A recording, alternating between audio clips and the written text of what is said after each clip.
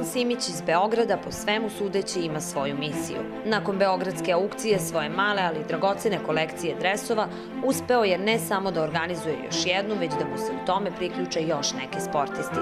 I ovaj put skoro 20.000 evra namenjeno je samo jednoj devojčici.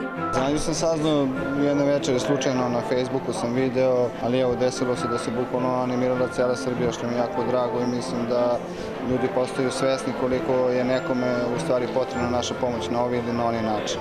Druga prodajna revija retkih dresova bila je prilika da se i Vojvođani pokažu u svojoj humanosti. Na poziv mladog Beograđanina brzo su se odazvali neki koji su zarad male nađe voljni da se odreknu mukom stečenih trofeja i još po nečega.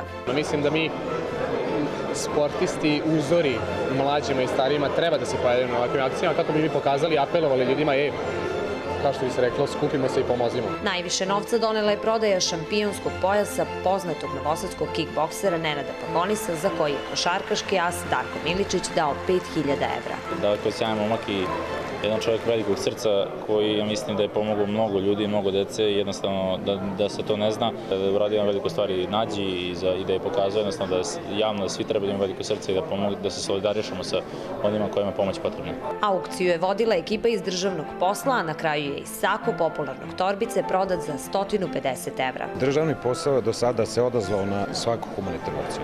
Trudimo se to što sad imamo tu medijsku pažnju da iskoristimo za te dobre stvari. Nije da nećemo, nije da ne možemo, pokazao je Jovan. Maloj nađi za lečenje retke bolesti treba 300.000 evra. Na građanima je da samo pokažu koliko su voljni i kreativni.